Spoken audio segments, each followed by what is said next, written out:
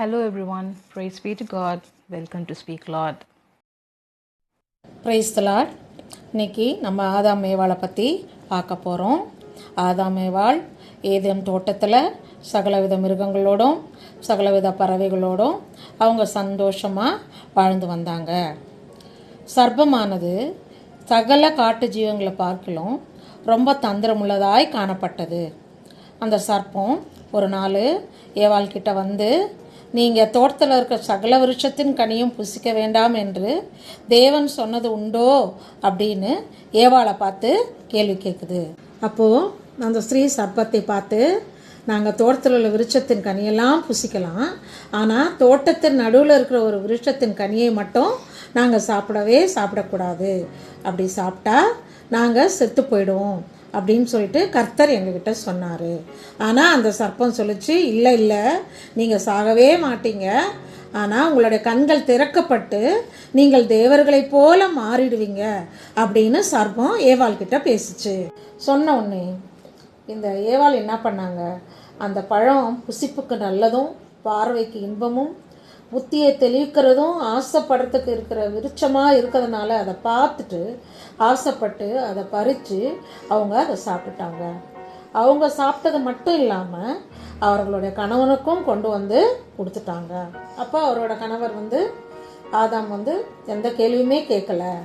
ஏன் நீ கர்த்தர் சாப்பிடக்கூடாதுன்னு சொன்ன விருட்சத்தை நீ ஏன் சாப்பிட்ட அப்படின்ற ஒரு கேள்வி கூட கேட்காம தன்னோட மனைவி கொண்டு வந்து கொடுத்த உடனே அவர் அதை வாங்கி சாப்பிட்டுட்டாரு.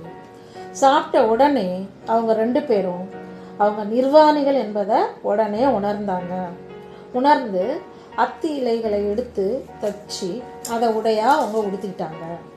எப்பவுமே பகலோட குளிர்ச்சியான வேலையில் தோட்டத்தில் கர்த்தர் அவங்களோட உலாவி அவர்களோட பேசுகிறோட சத்தத்தை அவங்க கேட்பாங்க. அதே மாதிரி அன்னைக்கும் கர்த்தர் வந்தார்.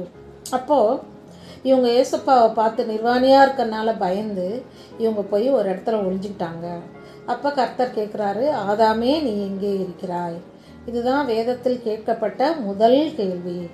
அப்போது நாங்கள் உங்களுடைய சத்தத்துக்கு பயந்து நாங்கள் நிர்வாணிகளாக இருக்கிறதுனால நாங்கள் எங்களை ஒளித்து கொண்டோம் அப்படின்னு சொல்கிறாங்க. அப்போது ஏசப்பா கேட்குறாரு, நான் சாப்பிடக்கூடாதுன்னு சொன்னதை நீங்கள் சாப்பிட்டீங்களோ? எப்படி நீங்கள் சாப்பிட்டீங்க அப்படின்றதுக்கு என்னுடனே இருக்கிற இந்த ஸ்திரீ தான் எனக்கு இந்த கனியை சாப்பிட கொடுத்தாங்க அப்படின்னு ஆதாம் சொல்கிறாரு. நான் தெரியாமல் சாப்பிட்டுட்டேன், கர்த்தாவே என்னை மன்னிச்சிருங்கன்னு சொல்லாமல் அந்த பழியை அவர் தன்னுடைய மனைவி மேலே போட்டுறாரு. அப்போ மறுபடியும் கர்த்தர் ஏவாளை போய் கேட்குறாரு, இல்லை இந்த சர்ப்பம் தான் என்னை ஏமாத்திருச்சு, அதோட வார்த்தைகளை நான் மயங்கி நான் தெரியாமல் நான் சாப்பிட்டுட்டேன் அப்படின்னு ஏவாள் சொல்கிறாங்க. அப்போ கர்த்தருக்கு ரொம்ப கோபம் அவங்க 3 பேரையும் சபிக்கிறார். சர்ப்பத்தை சபிக்கிறாரு, நீ உயிரோடு இருக்கிற எல்லா நாளும் நீ உன்னோட வயிற்றினால நீ நகர்ந்து போவ, மண்ணை தின்பாய் அப்படின்னு சர்ப்பத்தை சபிக்கிறாரு. அதுக்கு அடுத்தபடியாக ஏவாளை சபிக்கிறாரு, நீ பிரசவ வேதனைப்பட்டு நீ பிள்ளை பெறுவான்ட்டு ஏவாளை சபிக்கிறாரு. அதுக்கு அடுத்தபடியாக ஆதாமும் சபிக்கிறாரு, நீ உயிரோடு இருக்கிற நாளெல்லாம் இந்த மண்ணை நீ பண்படுத்தி விதைச்சி உன்னோட ஆகாரம் உன்னோட வேர்வை தான் உன்னோட ஆகாரமாக இருக்கணும், நீ மண்ணாக இருக்கிற, நீ மறுபடியும் மண்ணுக்கு தான் திரும்புவ அப்படின்னு சொல்லிட்டு ஆதாமை சபிக்கிறாரு. அதுக்கப்புறம் அவங்க தச்சிருந்த அத்திலைகளோடைய ஆடையை எடுத்துட்டு தோல் உடைகளை உண்டாக்கி அவர்களுக்கு உடுத்தி அவர்களை ஏதேன் தோட்டத்திலிருந்து கர்த்தர் அவர்களை துரத்தி விட்டு கிழக்கே கேருபீன்களையும் வீசிக்கொண்டிருக்கிற சுடரொளி பட்டத்தையும் ஏதேன் தோட்டத்திற்கு அவர் காவலாக வைத்தார். ஸ்டோரி டைம் முடிஞ்சிருச்சு. இதுக்கப்புறம் ஆதாம் ஏவாள் ஏதேன் தோட்டத்துக்கு வெளியே அனுப்புனதுக்கப்புறம் என்ன ஆச்சுன்னு சொல்லிட்டு வரப்போகிற வார கதைகளில் பார்க்கலாம். Let us do a small closing prayer.